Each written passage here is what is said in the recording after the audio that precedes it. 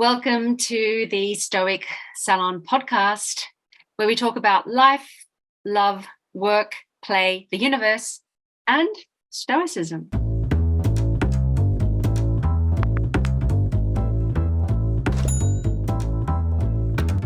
And today I'm really excited to be talking with Brittany Polat. It's a very special edition of the Stoic Salon Podcast. It's Valentine's Day. And so, of course, we're talking about love. Stoic love.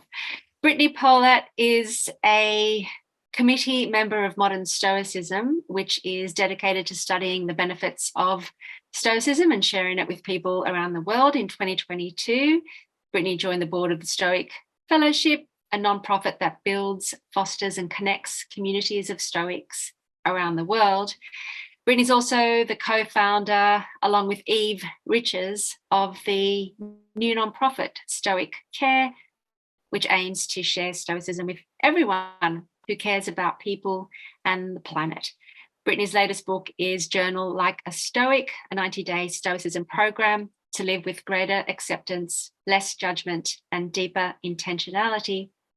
And Brittany's also put together a new course, an online course on Stoic Love, in which she explores the foundations of Stoic love and also talks about love from a Stoic perspective. On this podcast, we're going to talk about romantic love, enduring love, love in a marriage, the promises that we make when we get married. We're also going to talk about other types of love, including the love of virtue and the love of wisdom. So I'm really excited to be chatting with Brittany today. And how about we just get started? Okay, so Brittany, let's get started. Let's dive right into the topic of Stoic love. And I think the first question, of course, has to be, what is love? Oh, wow. Starting with that big one. Okay. Well, in the context of Stoicism, I think we can talk about a variety of types of love, right? You can talk about humanitarian love for, humanity in general. You can talk about family love, so your affection for your children, your parents, this kind of thing. Of course, there's romantic love. And since today is Valentine's Day, I think that's what everyone has on their minds today. But yeah, I think the ancient Greeks recognized these different types of love. And so it's kind of helpful to give us a starting place for talking about the different types. I was listening to Alain de Botton, the great British philosopher. Yes, I can see Di's nodding. He wrote an article for the New York Times, possibly about 10 years ago, called Why You Will Marry the Wrong Person. And if you Google online, you can actually find a recording on YouTube where he talks about what he means by we're going to marry the wrong person. So let's get started. And I'll kind of be bringing in Alain de Botton. I just think he's incredible in the way he approaches this. I do want to start with how we fall in love, which is, we kind of fall in love in this romantic sense where everything stops and I don't know, maybe this is just me in the room, but everything stops, right? And then your feelings just take over. And we're often told when it comes to love to follow our feelings and follow our heart and let the passions overrule us, because that's what love feels like. We're not necessarily told to, hey, take a deep breath, take a step away and think about it intellectually. And we seem to be on this quest when we're falling in love, right? We're out to find this right person, this singular right person who is somehow inextricably linked to us. And Brittany and I were talking just before we opened the room about the Symposium. I don't know if you remember, everyone, the Symposium where I think it's Aristophanes, he's talking about his cosmology, and he talks about the origins of love and that sense of wanting to find your other self. And so back in the day, many, many thousands of years ago, supposedly, according to Aristophanes, there were three types of beings, three human beings. And in each being, there were two genders. So there was one being with that was composed of a male, and another being which had a female and a third being, which was male and female. And each being kind of had 4 hands and 4 feet and 2 heads, and were sort of bound together. But then human beings kind of were being very naughty, and the gods got angry with them. And then Zeus pulls out a knife and he like severs the beings into, and ever since then, we were split into 2 and separate. So we were separated from our other self. And that supposedly explains the origin of the feeling of falling in love, that sense of wanting to find your other self, your other soulmate. So I was asking Brittany to tell us about that feeling of falling in love. Does it feel like, and have a think in the room, if you're in the room with us today, or if you're listening later on the podcast, what were those, what does falling in love feel like for you initially? And when we talk about this afterwards, we'll segue into maybe what a Stoic approach might be to fall in love. But is there a consensus that original kind of quest for falling in love is both very lofty, very capital R romance, where you're going to find this one person who is connected to you in some deep and profound and mysterious way? And are the emotions and the passions controlling that initial meeting? And then what happens after that? So Brittany, over to you. That was a big spiel, but... Right. Yeah. Thanks, Kathryn. So as I was mentioning to you earlier, I have never really bought into the idea of soulmates. I think you kind of create your own soulmate, right? There's not just one other person out of the 8 billion on the planet who is the right one for you. And once you find them, it's going to be heaven. I don't think that's how it works. I mean, I think you kind of make your own luck in that sense by being the kind of person that someone would want to fall in love with, by having, the right priorities in mind. I think Musonius Rufus talks about this in one of his lectures, where he says, you shouldn't be looking for someone who's just going to, completely knock you off your feet. You're not supposed to be looking at superficial qualities like beauty. Of course, there's nothing wrong with beauty, but that shouldn't be your top criterion, right, in selecting someone. He says you should look for someone who is basically going to be able to provide a lifelong partnership for you. So I know you said we were going to talk later about what the Stoics say, but I think that's a very, it's a very generally philosophical way of looking at things. And of course, the Stoics are very suspicious of those, they would call them the passions, like romantic love or lust, these kinds of things, because as you pointed out, it kind of sweeps away all your reasoning ability. And in some cases, it can be very good. If you're in love with a person who inspires you to do great things, I'm thinking about the quests of the knights errant in the Middle Ages, who were in love with the distant damsel, and they had to perform all of these great feats to win her heart, right? So in that case, romantic love could inspire you towards something great. But all too often, as we see in the real world, people do either foolish things or actually harmful things in the name of love sometimes, when they are not using their reasoning abilities, when that has been completely crowded out of their mind by this romantic passion or lust or whatever it is. And then they will even kill for their partner or their beloved, the object of their love. So in this way, it could be potentially dangerous to have these passions running amok.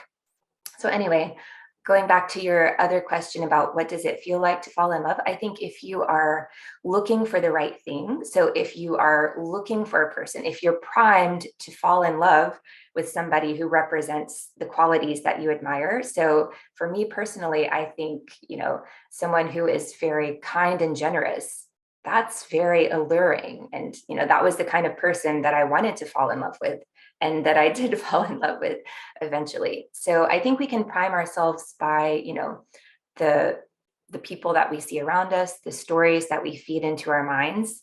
I was mentioning to Kathryn earlier that I'm a huge Jane Austen fan, obviously, who isn't? And Jane Austen is, she's held up as the exemplar of chick lit, kind of, or the prototype, the basis of chick lit, but actually her stories are very rational in that she shows character development throughout her stories, and the hero and the heroine who ultimately, fall in love and get married and this kind of thing, they are either good people or they have grown. Maybe at the beginning, they exhibited some lovable flaws like Emma, and then she grows and makes some important realizations. And Mr. Knightley, whom she ultimately falls in love with, hopefully I'm not spoiling the book for anybody, she recognizes that she partly falls in love with him because of his moral superiority, not superiority, but he's a moral exemplar, shall we say. So anyway, I think that kind of love and those kinds of heroines and heroes are very helpful in kind of shaping our ideals of what we're looking for in a partner. If you look at the general culture today, if you just go on YouTube and watch random videos or something like that, or a lot of the rom-coms in the theater, they're not holding up these ideals as the exemplar of who you'd want to fall in love with. And I think that shapes a lot of, people, impressionable people, children, young adults who are looking for love. I think that shapes their ideas of what they should fall in love with. So I think it's important to have, the right ideals and the right exemplars of what real love looks like.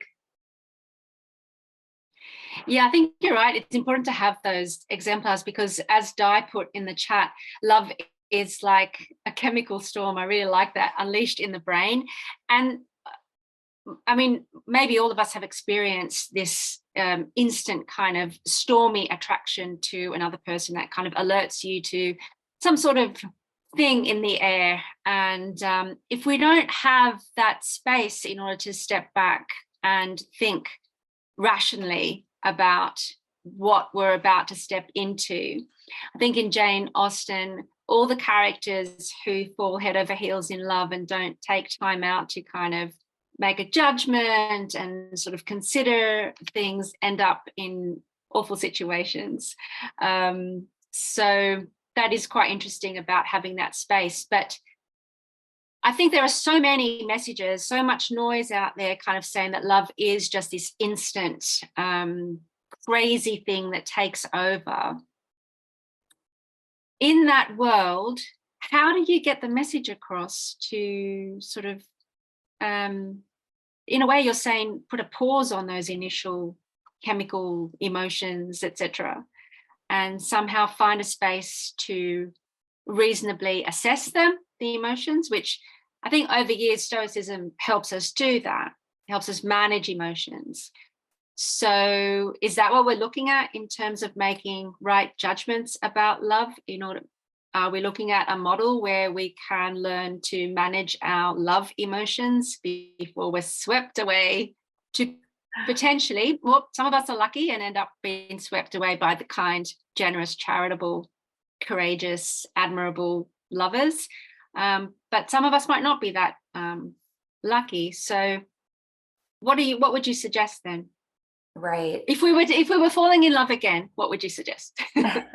Yeah, so these are really good questions. I've been married for 16 years now, so it's been a while since I actually thought about this in great depth. So thank you for bringing about this conversation. But yeah, so I would thinking about a parallel emotion that people tend to get overpowered by, such as anger, I think can be helpful. So what do the Stoics say about anger? Well, I think there are two parts, and Chrysippus actually talked about this. So going all the way back to the early Stoa, you can either try to correct the judgments beforehand, which is actually more helpful because once you're overpowered by that emotion, you can't rationalize with somebody who is in the throes of a very strong passion, whether that's anger, whether it's fear, whether it's love, whatever. And as we know, the Stoics classified all of these strong emotions under the same heading as incorrect judgments. They result from us not being aware of having the right priorities about things. So in that sense, you can class love alongside anger. So it's easier to set yourself up for success before this even happens by, thinking about what kind of person you would want to fall in love with. I mean, doing some prep work, not sitting down necessarily and writing a list, but just, when you're watching the movies saying, okay, well, this character was really handsome and romantic, but in the end, he turned out to be, untrustworthy or something. Would I want something like that for my life? And just kind of learning those lessons. So in this case, I think stories can be really powerful. And since there are so many love stories around, maybe looking back through classical stories that have withstood the test of time, maybe not things that are being churned out on Netflix every week, but looking at the classic and enduring stories that our culture has handed down to us, or even looking outside of our culture. I'm thinking about arranged marriages. So obviously we're in a Western context, but this is not the only way that love and marriage and romantic attachment has been seen ever in the world, is it? There are actually a lot of different models. So I think throughout a lot of history, marriage was much more of a family affair, even in the West, even in European societies. And this kind of capital R romantic love is a more recent development with the rise of individualism, this idea that the passions are actually a good thing. So this is not the way that it has always been, and it's not the way that it always has to be. So I think kind of broadening our scope of what our role models might be, what kinds of stories we're looking at, can actually help. I guess that message isn't going to be very popular with a 16-year-old who's, just wants to be like her friends. But for those of us who, are looking at it from a more mature vantage point, I think that can be very helpful.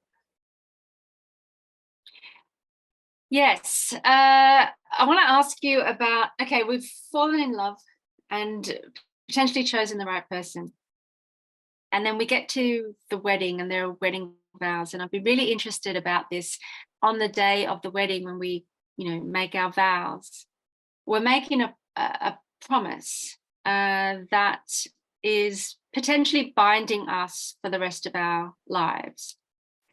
And I wonder how much sort of leeway there is for change, because one thing that the Stoics always emphasize is that the one certain thing is that everything's going to change, including, well, circumstances, but we are going to change over time. And if we take our Stoic practice seriously, we're going to change philosophically, like as human beings, over time. So what do you think about the promises that we make when we get married? Is there room for change? And say, for example, you connect and marry someone who stagnates at that point, but then you continue your Stoic practice or your philosophical practice, your self-examination, and you develop and you're growing and you're connecting with the community, but you've married, say, someone who isn't on that same path, and the relationship, for whatever reason, might experience some sort of tension. There's been change that's kind of disrupted the marital kind of balance. So any thoughts on change and our commitments at the wedding phase? And if a Stoic were to get married today, what vows would a Stoic make? Okay, yeah, great question. So I absolutely agree that change is necessary and important. Everyone is going to change, especially when we think about a lifelong marriage, 40, 50 years or even more. So ideally, you would marry someone who is also capable of change. I would recommend that you, try to find somebody who is dynamic and, who seems capable of doing that. Now, of course, you could be wrong, or for whatever reason, your beloved just doesn't have that one trait.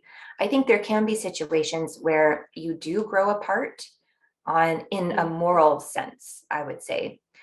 If you marry somebody who shares your values, I think there is always room in your partnership to grow in different directions, as long as you have those shared values in common. So just for example, my husband and I have very few overlapping interests. He loves gardening, fishing, playing soccer, all this outdoor stuff. I like philosophy and art and, and reading and this kind of thing. So our superficial interests are actually very different. You might say opposite. But we have shared values. We believe in a similar lifestyle. We want to teach our children in a similar way. And so at the end of the day, we're able to come together and say, oh, okay, did you have fun with your fishing buddies today? Oh, how was your philosophy podcast today? So it's not a suffocating or, needy type of relationship, but the fact that we have similar goals for ourselves enables us to do that. Hi, Henry. Yeah. Yeah. So your question about vows, I mean, I think it is ideally till death do us part, but it would be sweet to incorporate some ideas of, we're going to grow and change together every day. The person I'm marrying today will be the same in some fundamental ways to the person that I'm married to in 20 years, but there will also be some fundamental differences. And, I plan to love you even then. Yeah, I like that. Do you think a Stoic needs, okay, so I guess the Stoic says that they're self-sufficient. But is there a sense that we as human beings need to be in a relationship, need to be loved, need to love? Is that part of our human nature? If so, do you have any thoughts on falling in love as fulfilling a need or fulfilling a gap? I guess it's that Symposium, sort of the cosmology, where you're kind of filling in the gap that was created when you were severed from your complete self. Is there anything in that in terms of how a Stoic would approach love as a fulfillment of being human?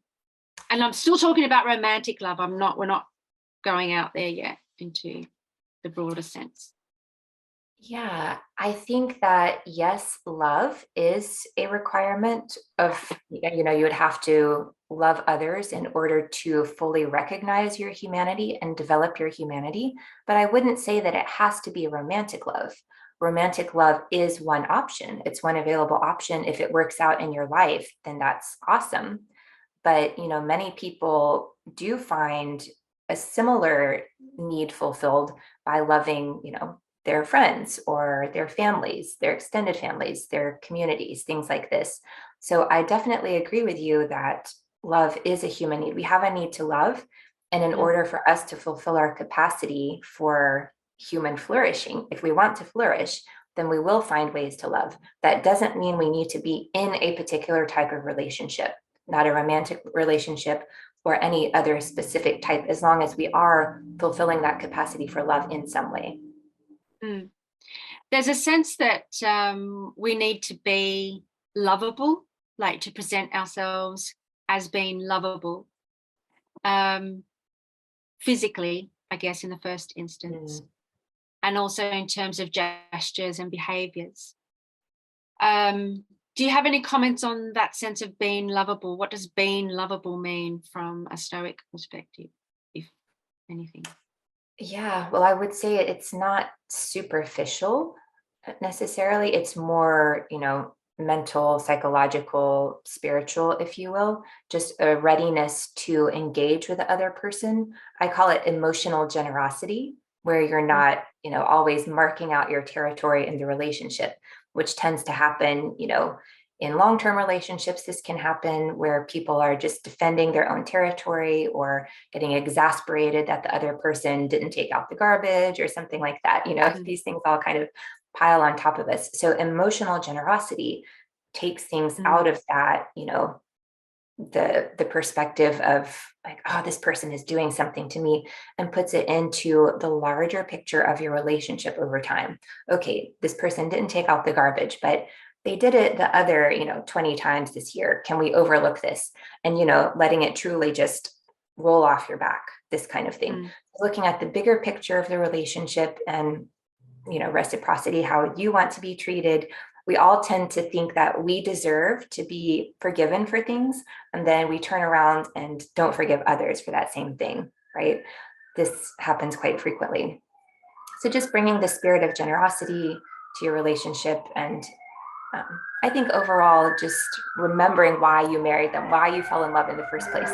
Sorry, I have a fire truck going by right now. That was significant, having a fire truck going by in this discussion. I hope everything's okay over there. What you just said reminded me again of that Alain de Botton YouTube video, which links back to the New York Times piece on why you're going to marry the wrong person. He has a definition of love and he basically says that love is the willingness to interpret someone's on the surface not very nice behavior, so that when that someone doesn't take the garbage out, that not very nice behavior, to interpret someone's on the surface not very nice behavior and to find a more benevolent reason for their actions. I love that sense of applying charity and generosity to interpreting our loved ones' behaviors. So I think once the initial sort of passion subsides and I think it takes 18 months for that initial sort of hopefully the postman's arrived and nothing else more serious. But yeah, I think it's like 18 months for that initial passion to subside, and then the real hard work of the relationship kicks in. We do tend to interpret somewhat, not always with generosity, what people do, as you said. And so I kind of like that idea, and I think it's very Stoic, isn't it? This love being a willingness to just pay attention and to see what someone's doing, and also use your head to kind of see through certain behaviours. Do you want to add to that? Maybe do you have a Stoic practice to help lovers or people who are in any forms of relationship kind of see through the surface level difficulties to the person inside? Any Stoic tips? Yeah, I mean, I think you can actually incorporate this into your daily meditation or your journaling or whatever your practice is on a daily basis. I think you can actually say, okay, today, my significant other is not going to take out the trash. How am I going to respond? Is this actually important in our relationship? And it's possible that it is important, if this is a repeated pattern of behavior where they just don't do their part or something like that. And then, you can think about steps to address it. However, if it is something that's minor, then it's very helpful to put that in perspective and also flip it around and say, okay, what would my significant other say that I'm not going to do for them today? Right. So I think you can actually make an effort to make this explicit, just like we do our premeditation of adversity or our memento mori.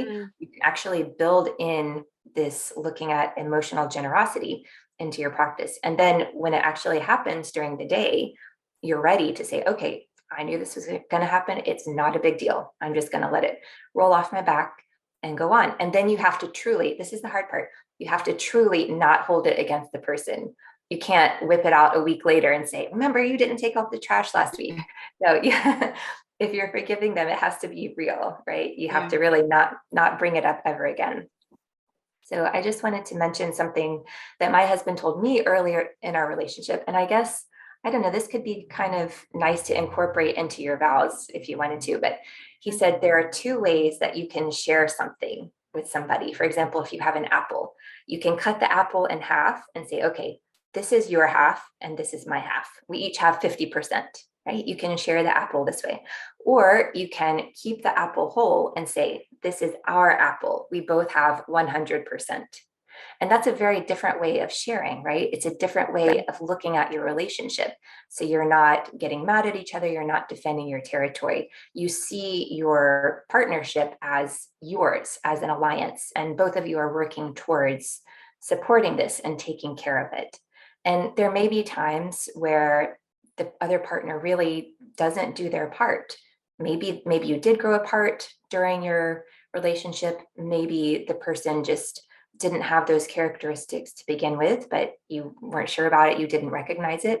So, for whatever reason, there are times when a partnership needs to end. Absolutely. I'm not saying you should always stay with a person, but if that person gets most things right, then that's the time to bring out the emotional generosity and really think about how you can see your partnership as an alliance. I want to talk a bit more about when the right time is for a partnership to end, taking into account our conversation about the vows, so promises, what the Stoics say about breaking promises, or would the Stoic not have made a promise in the first place? And let's talk about when it would be right for a relationship to end. So looking at how would you, like, let's break it down. But before we do that, I'm just going to go back to Alain de Botton really quickly. That same essay, he said that, so when we fall in love, we usually fall in love with, as you said, people who have all the good qualities, like they're generous, kind, they're admirable in some way, courageous. But he says, Alain de Botton says that love is admiration for strength, but also tolerance for weakness.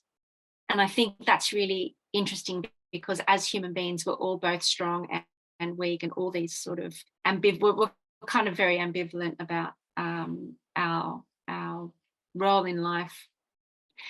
I really like that comment, tolerance for weakness.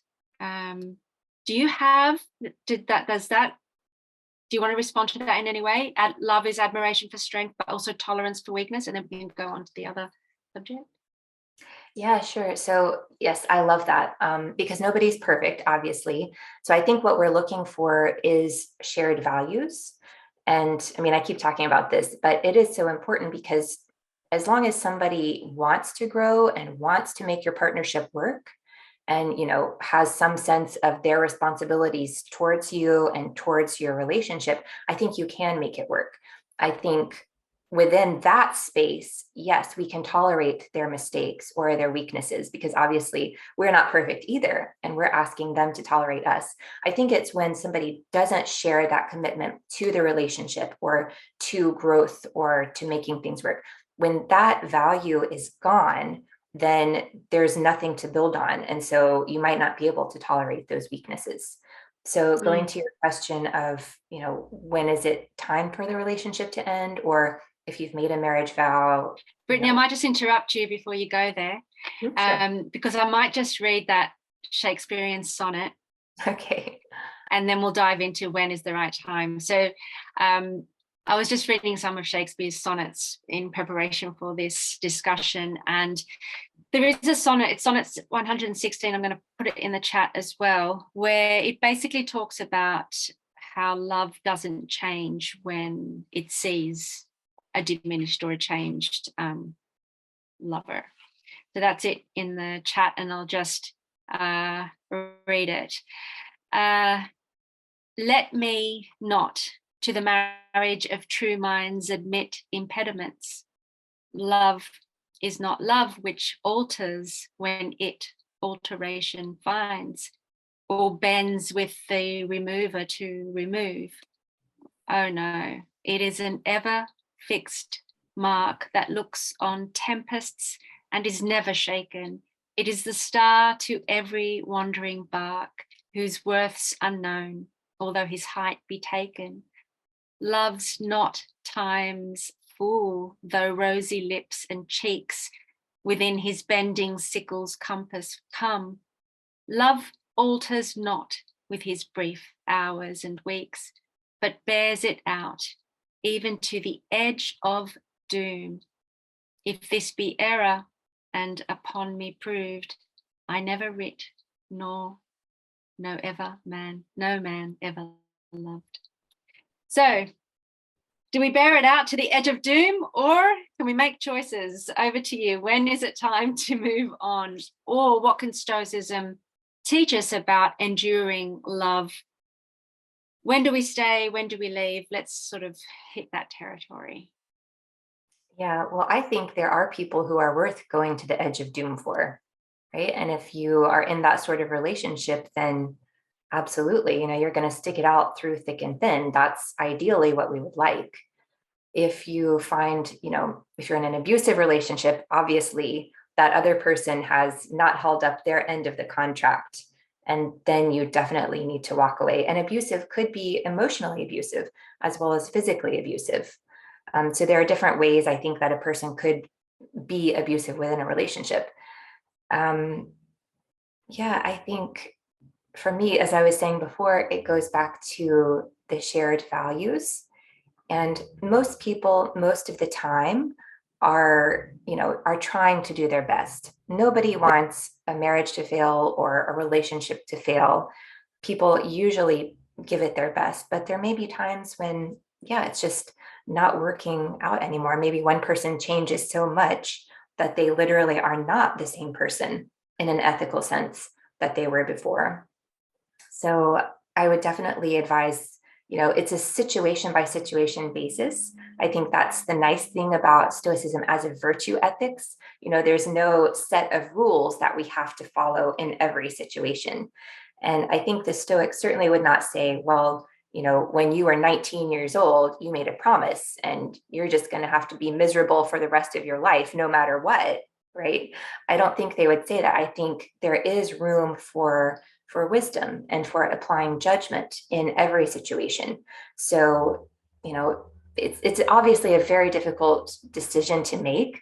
I think you would probably want to talk about it with people you trust, whether that's a therapist, whether it's family members, whoever it is. It's not something that you would take lightly. It's not something you would do rashly. You would want to consider the end of a relationship, very thoroughly. And, I think if you've gone through all of these steps and it's the right thing to do, then it is the right thing to do.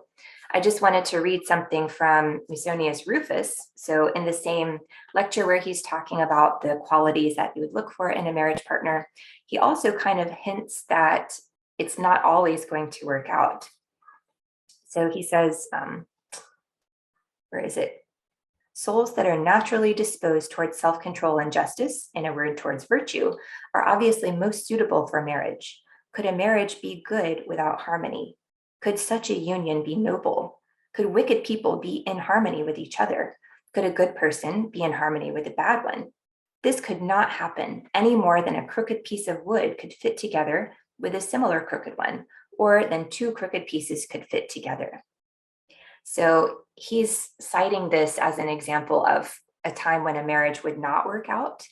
And I think he's arguing, ideally, yes, you would do this beforehand. But to me, there's scope here for ending a relationship if one partner has entered this territory where they are not caring for the needs of their other partner. And you mentioned, so ethically not caring for the needs of the other partner, right? Not just sort of not taking the garbage out, but maybe not taking the garbage out reflects a ethical choice. Like, I actually don't care about the home or the partnership or the contract that we've entered into. Sometimes, so Musonius actually specifies this. He says, sometimes a spouse considers only his or her own interests and neglects the other's concerns. Sometimes, by Zeus, a husband who acts like this lives in the same house as his wife, but concentrates on matters outside of it and is unwilling to work with, let alone agree with her. In cases like this, even though the couple lives together, their union is bound to be destroyed and their affairs cannot help but go poorly. They either break apart completely from each other or they have a relationship that is worse than solitude. So, this is a very deep level that we're talking about. Forgetting to take out the trash once is not this level. If the person repeatedly displays, they're not doing their part around the house, or they're not doing their part in the relationship repeatedly, and this is something you've talked about with them, then this is much more serious grounds. But yes, we have to have that judgment to decide when it's serious enough to break off the relationship. Yeah. That's really interesting. I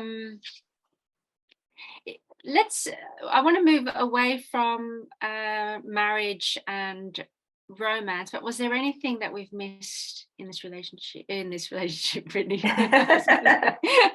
What's missing in our relationship? Is there anything else that what about a quick tip on enduring love, just to brighten it, like a bright, optimistic tip for enduring love? Okay, you've mentioned values. Anything else? Humour, joy? I don't know. Is there anything else that we can add to that? Yeah, absolutely. I think a sense of humor is crucial. If you are with somebody for long enough, you're going to have those ups and downs of life. You're going to have illness, you're going to have loss of job, or moving to a new country to start over. If you start a family together, that's even more, complexity that you're adding to the relationship. So anytime you spend a lot of time living with someone, you're going to face a lot of things together. And absolutely, humor is crucial. if you don't laugh, you're going to be crying. So you may as well laugh about it together and find the joy in what the other person does have to offer, instead of looking at kind of a deficit model of your relationship. Oh, this person doesn't do this. Look at what they can offer, look at what they do bring to you, and focus on the positives. And I think that's quite interesting, because we do tend, and again, I think it's linked to this romantic notion of love. We're always looking at how the other person will respond to us, how they will love us. And often and I'm talking about just the general cultural vibe, we don't think about, well, what does it mean to love others? What's our role in being lovers and giving love? What would the Stoics say about that? Yeah, I think that's a very Stoic point, that we can't control what the other person is giving to us, but we can control what we are giving to them. And that this is what actually makes us human, right? Is our ability to love. And of course, we want to have these good relationships. This is clearly a preferred and different, to have great relationships, to be surrounded by people who love and support you. But we can't always get that. Sometimes it doesn't work out. And in those cases, we have to go back to looking at what we can give to the world. This is actually, it's not just for romantic relationships, it's for all kinds of relationships. And it applies to people we may not know, living on the other side of the world. We can still have good intention and goodwill towards these people, even though it's never going to be reciprocated a lot of times. The very fact that we are offering it to them makes us better people. It makes us flourish. And so focusing on what we can give to others more so than what we're getting. Of course, in any kind of relationship, it can't be completely one-sided, but thinking more about what we're giving than what the other person, worrying about the specifics of what they're doing. I think that is a recipe for happiness for everybody. Mm. And one other thing that came up again in the Alain de Botton stuff that I mentioned earlier is the idea of self-examination, knowing yourself. You can't really be good in a relationship, like sustain a relationship, and sustain it in a loving way, if you don't know who you are, if you don't know how you behave and how that might impact a contractual relationship. And I think the Stoics have some good tips for us on, how do we work on ourselves in order to be able to love? What should we look out for? Do we want to head into virtue territory? Yeah, sure. Because virtue. Oh, are you there, Kathryn? Sorry, I think the connection went off. We stopped for a bit. Yeah, we're back, I think. Yeah. So are we in virtue territory when we're talking about our own contribution to love? I think definitely, yeah. And it all goes back to me, at least, for this idea of human nature and what it means for us to flourish. It's not necessarily a moral duty to love. I think if you look at it that way, it becomes such a heavy burden and obligation. Oh man, I've got to love this person. It's not supposed to be like that. It's something that we, like Marcus Aurelius says, dig within yourself. And if you dig, you will always find, the fountain, water gushing forth. So I think it is something that we can actively cultivate within ourselves. Again, through some of those practices that we were talking about earlier, meditation, reading, discussion with friends who share your values, I think is very important, especially in a culture that maybe has very different values. So getting together with people who see things similarly to you, doesn't have to be identical. We want to have robust discussions, but just some kind of forum where you're not feeling like you're absolutely alone in this kind of viewpoint. All of these things can lead us on the path toward virtue and can encourage us to, cultivate this feeling of warmth and compassion. And I keep thinking about the Buddhist monk, excuse me, I'm sorry, I'm recovering from a cold here. The Buddhist monk Mathieu Ricard, who wrote a wonderful book on altruism and who has been called the happiest man in the world. And there's been research done from neuroscientists where they actually examined his brain while he was meditating on loving kindness, basically, this really warm, compassionate love towards other people. And it was just, they'd never seen anything like that before. And they noticed a distinct difference in this kind of compassion, this loving kindness, versus when he was viewing pictures of, children who were going through terrible things. And they asked him, okay, so don't apply this love, don't apply this loving kindness. Just think about, pitying them or feeling what they're feeling, this kind of thing. And it was completely different. It was a strongly negative emotion. But when he was able to bring back the loving kindness, it was off the charts positive. And he describes it as the most positive emotion available to humankind. And so this is what we're going for. And I just like to reiterate, I think everybody here knows it, but just for our listeners, the Stoics were never about eliminating all emotions, right? So they wanted to get rid of those unruly emotions that kind of take over us and don't allow us to use our reason. They wanted to get rid of those passions, but they strongly supported the very positive emotions. So this loving kindness that Ricard describes, or we might call it goodwill or good intent, they actually had, Greek technical terms that they applied to this sort of very strong positive love. So this is what we want to bring back and focus on. So I think when we talk about Stoic love, whether it's in the context of a romantic relationship or a familial relationship, or just something that we want to give to the world at large as a whole, I think it all goes back to generating these strong positive feelings that this is what I'm able to give to people.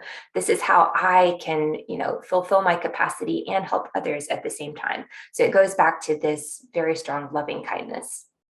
Yeah. I love that. And I think I've probably mentioned the Waking Up app. It's Dan Harris's, I got his name right. I've had a bit of a block. Dan Harris's Waking Up app. The first time I ever did metta was with him. In fact, he was the one that was able to really get me into meditation. I think he's a neuroscientist. And so that approach really speaks to me. And one of the meditations that he did was to think about a person as a child. And so I find that that's a really fast track way into experiencing loving kindness, to picture someone who is troubling you as a small child. And I reckon that might be a nice little activity to do with your loved ones. If they're ever annoying you because they haven't taken out the garbage, just see them as a little child who, of course, is going to forget to take out the garbage. Yeah, that's so interesting. Thanks for that, Brittany. What other things, and I want to actually refer to your course. You've put together a course on Stoic Love, which some of us have been dipping into and really enjoying.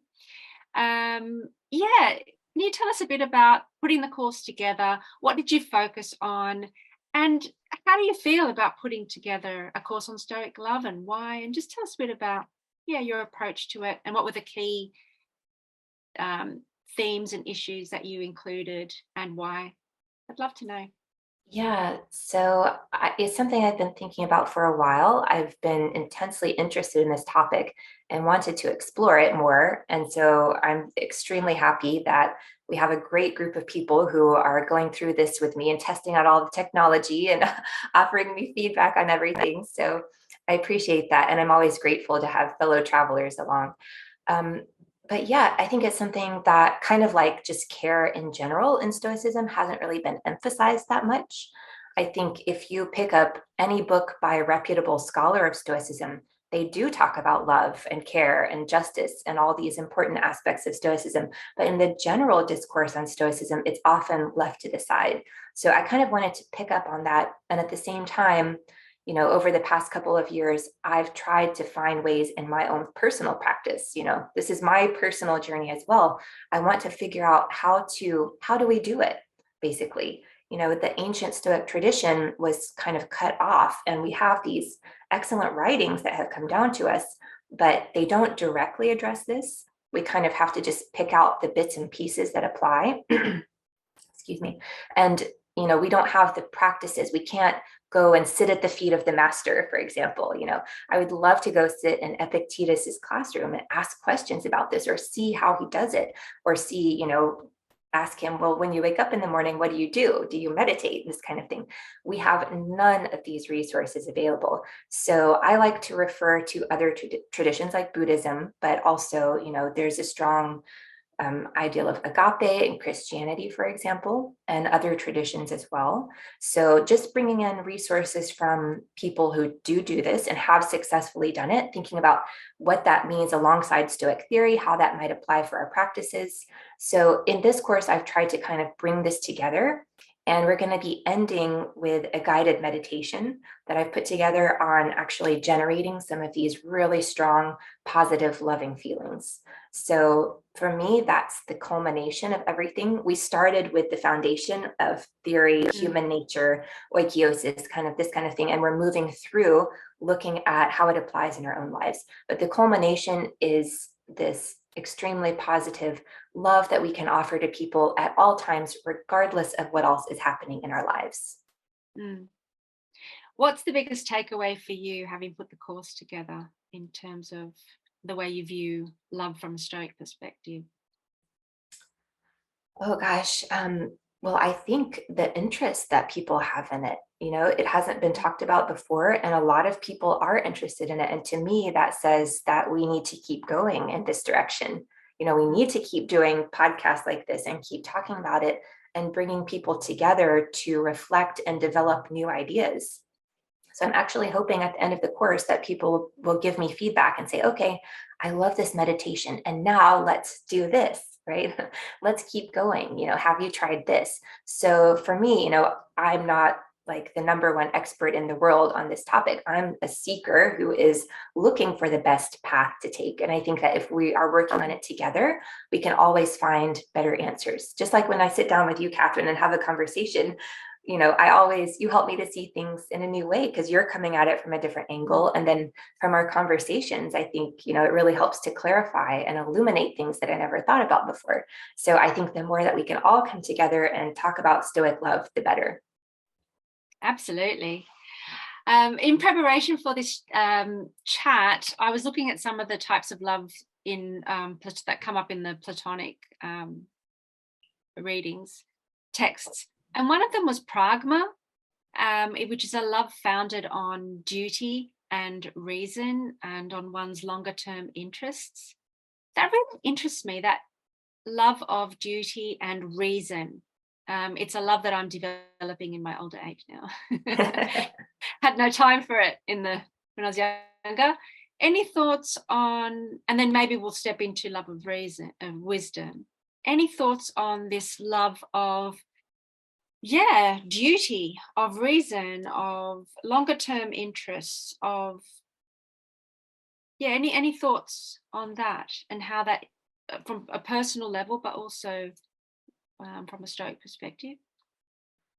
Oh, wow. I mean, I think that's kind of what virtue is, a love of doing what needs to be done, even if it's not actually pleasant to you. We see Marcus Aurelius reminding himself that he can't lie underneath the bed covers. He's got to get up into the cold morning air and go fight a war, right? Because he feels like that's his duty. We might see things differently today, but at the time, that's what he felt was his duty. At the same time, though, Marcus says, if you're loving someone because it's your duty, then you haven't made it all the way. So what you want to do is to see the humanity in that person and, love them because they are a person, because you're a person, because this is what people do. So I think duty would be a step towards this ideal. I mean, it's definitely better than not loving at all, right?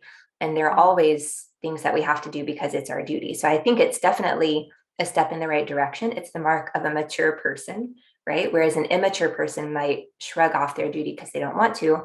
A mature person says, no, this is what's best for me, for this other person here, for our community, whatever it is. At the same time, I think it's an intermediate step on our way to where we want to go with the idea that we're truly loving people. And what about the idea of becoming such a great Stoic that you end up falling in love with yourself because you're so wise and courageous and, prudent, and you're just and you're fair and you're doing, is there a sense that, that you might love yourself because of the way you've evolved and changed and grown, and how you do your Stoic practice and you're showing up. Is there a scope for, not that I'm saying that we should be, but a self-love? Yeah, I think that we definitely should have self-love, but I don't think it should depend on our external performance. I mean, I think you should love yourself no matter what, and recognize even if you have flaws or you've messed up in the past or something like that, you are still worthy of love and you should love yourself. But I think there's scope for being proud of ourselves and for flourishing. So I think kind of what you're describing would be flourishing, like the best case scenario where we are moving towards wisdom. We're going through that process of oikiosis. We're developing, understanding other people, seeing ourselves in the big picture. So this kind of thing, I think we can be proud of ourselves. And I think we can recognize that we're on a good path and this will lead us to flourishing. As far as self-love, I mean, the Stoics thought that we all automatically love ourselves, that every organism, this is actually the first step in oikiosis. As soon as we're born, we are aware of ourselves, and we have some of them actually use the term self-love to describe this. So I think it's something that we can develop in a better or worse way. There are some unreflective people who already think they're great and they don't need to improve. And that type of self-love, I think, is a false type of love, because, you're not going for the truth. You're just kind of closing your eyes, hiding your head under the sand and saying, oh, I'm already great. This can lead to narcissism. This can lead to hurting other people, stagnating, not developing, this kind of thing. So I think there are better and worse ways to love yourself. And if you truly love yourself, if you want the best for yourself, then you will develop towards wisdom, because you recognize that that's how you're going to flourish and be the happiest. But yeah, I think self-love is definitely a part of the picture. Yeah, and maybe let's start sort of tidying things up now. I was thinking about in the Symposium again, Socrates has this conversation with Diotima, who pretty much talks to him about the different levels of love, and it's kind of a hierarchy, a ladder that leads from very base kind of worldly love for things and bodies, and love actually proceeds up the ladder, and the best sort of love is the love of beauty, truth, like the forms, the abstract. Stoicism doesn't have that hierarchy. I think when we talk about loving wisdom, we're talking about loving practical wisdom that we can practice. Do you have any comments on what the ultimate Stoic love is? Yeah, so I think that is definitely a very Platonic concept, what you mentioned, leading up to this kind of abstraction of beauty, whereas the Stoics were very, they were materialists. And so everything has a body, basically. There are no forms in Stoicism. So to me, I really like this idea because it is so concrete. And I always think about the contrast. So whenever I'm sitting and working on, writing something about philosophy, or looking back about 10 years when I had just had my first child and I was working on my dissertation, I'd put her down for a nap and start working. And of course, she never napped as long as I needed her to. She'd wake up after 30 minutes usually. But, I'd be in this zone of, analyzing data and doing all this theory. And then I would go from that to picking up my child, who is so physical, a physical presence, a physical person, and, holding the child, and just that contrast, that immediate contrast from the abstract, the theoretical, whatever I was thinking about, to the immediate love, loving physical presence, and that bond with someone, the dearest person to me in the world. It just really brought home, and continues to bring home every time I think about it, or every time I have a similar experience when I'm working on abstract philosophy, and then I go to, helping one of my children with something, that immediate physical reality, I mean, that is love, right? So to me, all of our wisdom is inherent in our actions with other people, our actions towards ourselves, right? We can think about it in terms of an abstraction, but wisdom and love doesn't exist outside of ourselves, our human interactions. So for me, it is actually the embodiment of wisdom to love others and have that, that loving connection with them. Yeah. I do like that, actually. My past self would have said, no, that's banal. I'll go for the abstraction. But I'm very much there now. Just to end this, if you were to write a Stoic Valentine's Day card to someone that you love, what would you write in it? Or would you quote a Stoic? Put you on the spot there now. Yeah. Well, I guess I would send a Valentine to my husband with a picture of a big shiny red apple and say, here's our apple. It's still tasty after 18 years. Oh, that's beautiful. That's quite emotional, Brittany. I like it. That's really beautiful. Well, on that note, thank you so much for joining me on Valentine's Day to talk Stoic Love. All the best with your course. I've really been enjoying it, and some of us in the Stoic Salon have been really enjoying it too. Brittany, thank you so much for joining me on the Stoic Salon podcast, and we'll have many more talks again. One last comment from you. Just thank you so much for putting this together and allowing me to do this. It was a very fun conversation. Yeah, fun for me too. All right, until next time, Brittany. See you later.